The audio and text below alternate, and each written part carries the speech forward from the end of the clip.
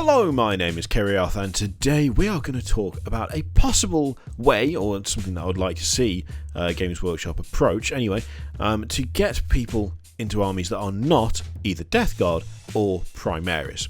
Now, obviously, I am not going to bemoan the fact that lots of people like Death Guard or Primaris, because that's good, because more people getting into the hobbies, more people getting into the hobby, and I don't really care what people play to get into it.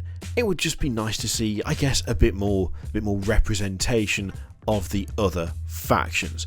So this is largely brought on by the fact that for the first time in ages, I looked at the kind of the start here and next step sections, can't say that, of the Games Workshop website for Warhammer 40k. And there's a very simple reason as to why I have not done that for a while, and that is because I don't need to start, and I already know what my next steps are. So those sections of the site kind of irrelevant to me for the most part, but just out of curiosity, I had a brief look, because since the launch of the Dark Imperium box and the launch of the Primaris and the Death Guard, we have had a couple of other boxes as well. We have had the Forgebane box and we've had Tooth and Claw. And to be honest, I thought it looked weird when I noticed that there was only 6 entries in start here, because I thought there's way more things to start with than just that, surely, come on. And so I checked it out, and to be honest, I'm a little bit disappointed. I think that's the only way to put it, but I'm not entirely sure why I'm a little bit disappointed, because it kind of makes sense. The Dark Imperium stuff is, it's easy to build, it's a simple starter box because it is designed to be exactly that. It is very much a starter box. While Forgebane and Tooth and Claw hold similar value, the models in there are the full sprues, as far as I'm aware anyway.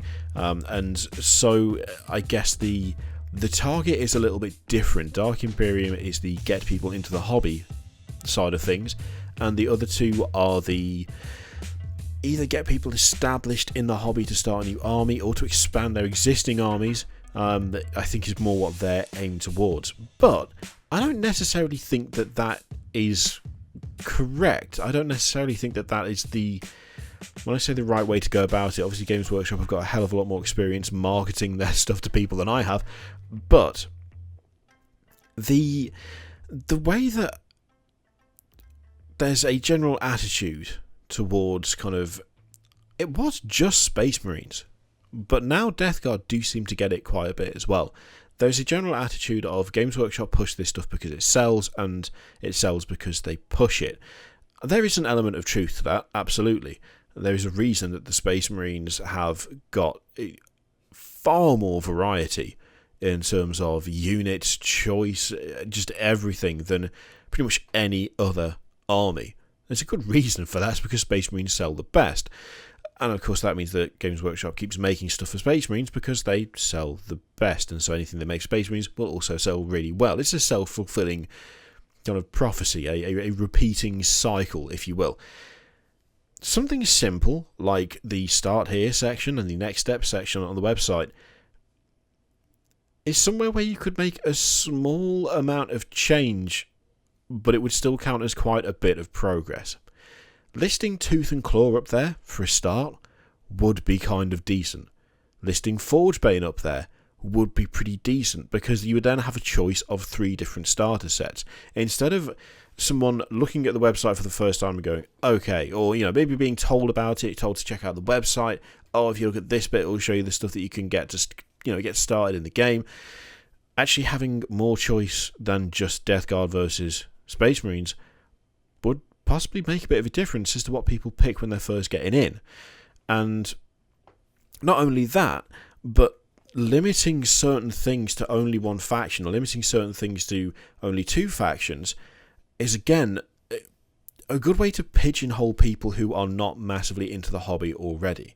So, I mean, the easy to build stuff is a good example of this. I absolutely understand why easy to build is Death Guard and Primaris, pretty much. Or at least they're the only ones labelled that way. There's other static monopose stuff going around, but that is what those are labelled as. You got the Myphitic Blighthorde, you got the Redempted Dreadnought, there's The is the Blight Lord Terminators? There's a few different ones for both factions that are easy to build, and Primaris even have the added bonus of having the little starter set where you get the paints and you get 3 models. That by itself is quite a big thing. If someone's going to get into the hobby, there's a good chance they're going to want to try and test it out before they commit to a massive purchase. And while I believe it's £20, but I will just quickly check, I'm almost positive it's 20 quid, which means it's going to be less, is usually how that works. Okay, no, there we go. So 20 quid, yep, it turns out I was absolutely correct. Having one of those sets, and it's 3 intercessors, and that's the only version of that, I genuinely don't like that, because you could apply that to troops for every single faction. It should be something that's available for every faction.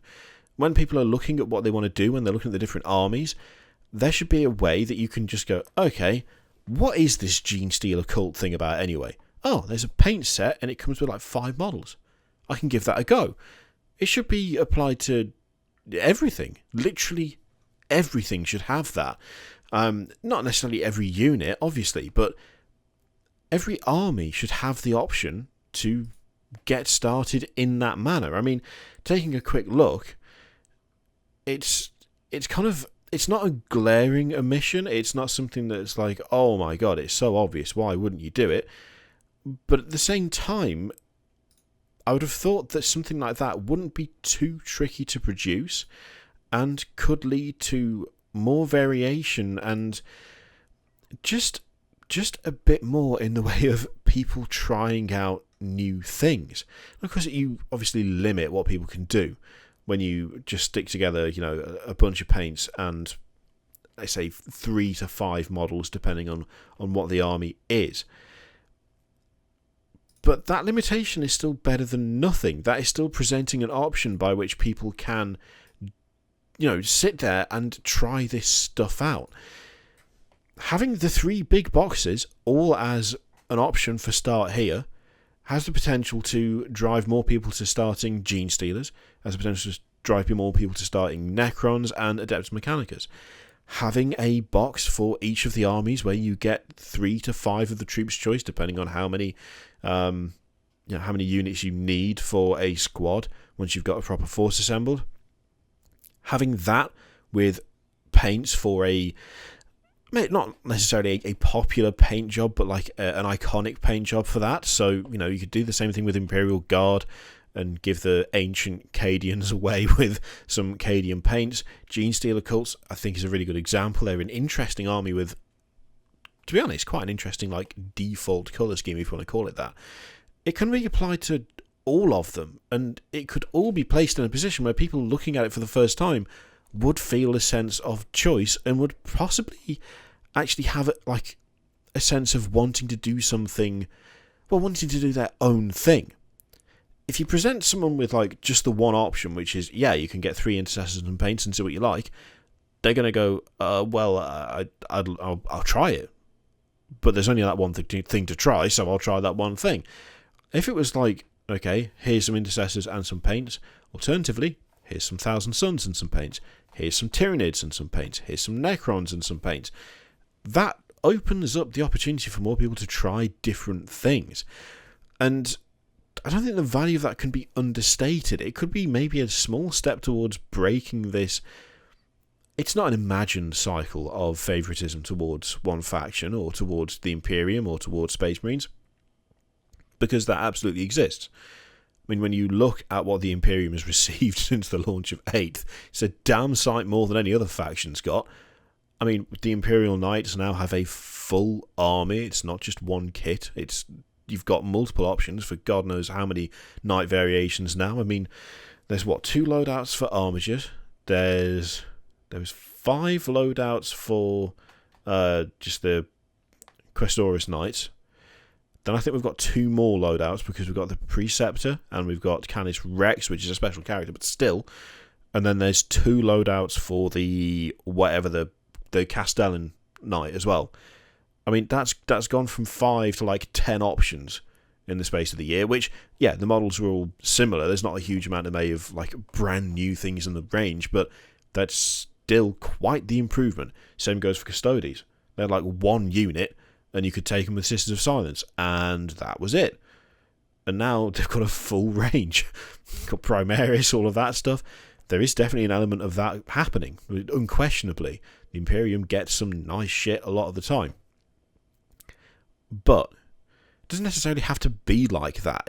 More options will give more potential for different armies, providing people with more choice. On the one hand, maybe it would paralyze people. Maybe people would look at it and go, this is too complex, I don't know what I'm doing, I don't want to do this, this is too complicated. But even that could be minimized with a bit of effort. It could literally be like, do you want to play humans? There's some humans. You can have good or evil. It's not really that black and white, but you're just starting in the hobby, who fucking cares, right? Different variations of alien, whatever. You could narrow it down so that people actually got what they wanted without just giving them the one option. The start here and next steps part of the website it's okay, but it's disappointing from the standpoint of someone who loves to see diverse armies, who likes to see people doing their own thing, who likes to see people trying stuff they haven't tried before, because there's no scope for that there.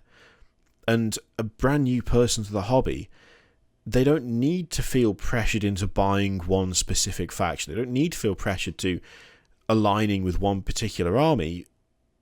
They need to feel it out for themselves, and the only way they're going to do that is that if they're provided with the options to make that choice, instead of that choice just being handed to them. There's a few things that could be done to change it. Adding the new boxes, actually creating more starter kits where you actually just get a few models and you get some paint. Doing that for every army, I think would make a big difference. It'll be interesting to see the difference in what people bought, whether more people tried some of the more interesting and I'd say like not, I don't know the best way to phrase it, like the deep cut armies. Like when you first start out in 40k, I don't know how many people are going to go, oh hell yes, I'm going straight for Harlequins. I don't know how likely that really is, but it's almost difficult to know that because no one is being steered that way. Everyone is steered in one of, there's a choice, Death Guard, Primaris, and that's pretty much all you get. I'd like to see that choice expanded. It's weird. It's something that I haven't looked at for ages, and as soon as I did, I was like, yeah, no, actually, maybe that's not so great after all. No, you could definitely do more there. That could be more interesting. It could be more choice. Actually present options to people, but there isn't really much in the way of options there. But there's so many things you could do, and you could actually get people to try different things, which is the most fun part of this hobby for me. It's, once you've completed a project, you move on to another project, and it can be something totally different in every way. Hell, you could start the same army again and still do something totally different. That's one of the best things about Warhammer 40k, and to be honest, Age of Sigmar as well. I just don't feel like it's being exploited that much amongst new players and people only just getting into the hobby. What do you reckon, though? Is there anything that you think they could do to try and increase player choice when they first start? Do you think presenting too many options is a bad idea, that it give people option paralysis, they wouldn't know which way to go? What would you do to try and improve part of the website to get people into buying some 40k stuff and beginning their plastic crack addiction? Let me know in the comments down below, as always. Feel free to click any of the shit. You know what it is. Click it if you like. Don't click if you don't want to. And I will see you for the next video. Toodaloo.